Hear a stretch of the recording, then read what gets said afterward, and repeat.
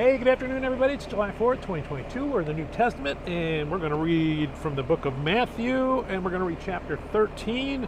Let's see. Let's just get right into what's in 13. 13, Matthew is going to tell us how Jesus actually taught the people. He used parables, which was fairly common then, kind of fairly common now, too. Stories drawn from life to be an example to the message that you're trying to tell people. So the first century Jews were pretty familiar with that kind of teaching. What they weren't quite familiar with was the subject matter that Jesus was getting them for. You know, he's talking about the kingdom of heaven. Oh yeah, kingdom of heaven. The first century Jews thought that was going to be a big triumphant, boom, here it is. No, Jesus is trying to tell them, no, it's a little seed that I'm planting inside you, and it's going to grow and grow and grow.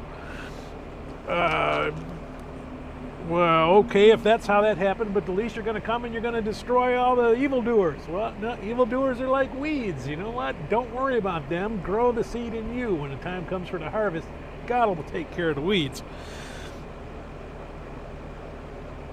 Matthew connects the parable teachings to prophecy, so it was foretold that that's how the Messiah would teach. We get a little bit of how Jesus, after he told the parable to the people, then he would go to his disciples and would explain it to them. So we don't get that full explanation. For us, we get this new and old treasures. The message is here. The message was old. The way he's teaching it and what he's getting from it is a little bit new. So I don't want to read stuff in the parables that aren't there, but I can read in the parables what is there. All right, and then he talks about how he's going to be rejected by his hometown people. And then ultimately he's rejected by the Jews, which opens his message up to all of us Gentiles. Thank goodness. Thank God. All right, so let's go ahead and we're going to read chapter 13. That same day Jesus went out of the house and sat beside the sea, and great crowds gathered about him, so that he got into a boat and sat down, and the whole crowd stood on the beach. And he told them many things in parables, saying, A sower went out to sow, and as he sowed, some seeds fell along the path, and the birds came and devoured them. Other seeds fell on rocky ground, where they did not have much soil, and immediately they sprang up, since they had no depth of soil. But when the sun rose, they were scorched, and since they had no root, they withered away. Other seeds fell among thorns, and the thorns grew up and choked them. Other seeds fell on good soil and produced grain, some 100-fold, some 60, some 30. He who has ears, let him hear. Then the disciples came and said to him, Why do you speak to them in parables? And he answered them, To you it has been given to know the secrets of the kingdom of heaven, but to them it has not been given. For to the one who has more will be given, and he will have an abundance. But from the one who has not, even what he has will be taken away. This is why I speak to them in parables, because seeing they do not see, and hearing they do not hear, nor do they understand. Indeed, in their case, the prophecy of Isaiah is fulfilled that says, You will indeed hear, but never understand. You will indeed see, but never perceive. For the people's heart has grown dull, and with their ears they can barely hear, and their eyes they have closed, lest they should see with their eyes, and hear with their ears, and understand with their heart, and I turn and I would heal them.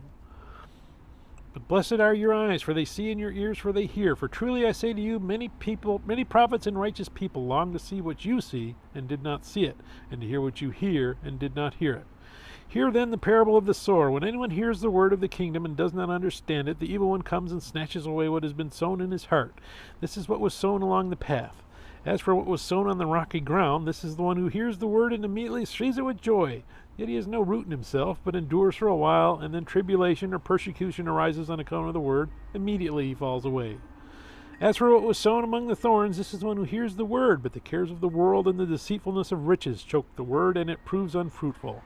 As for what was sown on good soil, this is the one who hears the word and understands it. He indeed bears fruit, and yields in one case 100-fold, in another 60, and in another 30. He put another parable for them, saying, The kingdom of heaven may be compared to a man who sowed good seed in his field, but while his men were sleeping, his enemy came and sowed weeds among the wheat and went away. So when the plants came up and bore grain, then the weeds appeared also. And the servant of the master of the house came and said to him, Master, did you not sow good seed in your field? How then does it have weeds?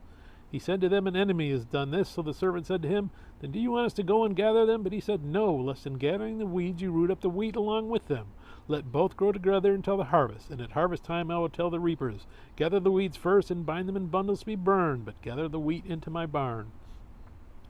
Put another parable before them, saying, The kingdom of heaven is like a grain of mustard seed that a man took and sowed in his field. It is the smallest of all seeds, but when it is grown, it is larger than all the garden plants and becomes a tree, so that the birds of the air come and make nests in the branches. He told them another parable. The kingdom of heaven is like leaven that a woman took and hid in 3 measures of flour till it was all leavened. All these things Jesus said to the crowds in parables. Indeed, he said nothing to them without a parable. This was to fulfill what was spoken by the prophet. I will open my mouth in parables. I will utter what has been hidden since the foundation of the world. Then he left the crowds and went into the house, and his disciples came to him, saying, Explain to us the parable of the weeds of the field. He answered, The one who sows the good seed is the Son of Man. The field is the world, and the good seed is the sons of the kingdom. The weeds are the sons of the evil one, and the enemy has sown them is the devil. The harvest is the end of the age, and the reapers are angels. Just as the weeds are gathered and burned with fire, so will it be at the end of the age. The Son of Man will send his angels, and they will gather out of his kingdom all causes of sin and all lawbreakers, and throw them into the fiery furnace. In that place there will be weeping and gnashing of teeth, and the righteous will shine like the sun in the kingdom of their Father. He who has ears, let him hear. The kingdom of heaven is like treasure hidden in a field, which a man found and covered up. Then in his joy he goes and sells all that he has, and he buys that field. Again, the kingdom of heaven is like a merchant in search of fine pearls, who on finding one pearl of great value, went and sold all that he had and bought it. Again, the kingdom of heaven is like a net that was thrown into the sea and gathered fish of every kind. When it was full, men drew it ashore and sat down and sorted the good into containers, but threw away the bad. So it will be at the end of the age. The angels will come out and separate the evil from the righteous and throw them into the fiery furnace. In that place there will be weeping and gnashing of teeth. Have you understood all these things? They said to him, Yes. And he said to them, Therefore every scribe who has been trained for the kingdom of heaven is like a master of a house, who brings out of his treasure what is new and what is old. And when Jesus had finished these parables, he went away from there, and coming to his hometown, he taught them in their synagogues, so that they were astonished, and said, Where did this man get this wisdom and these mighty works? Is not this the carpenter's son? Is not his mother called Mary? And are not his brothers James and Joseph and Simon and Judas?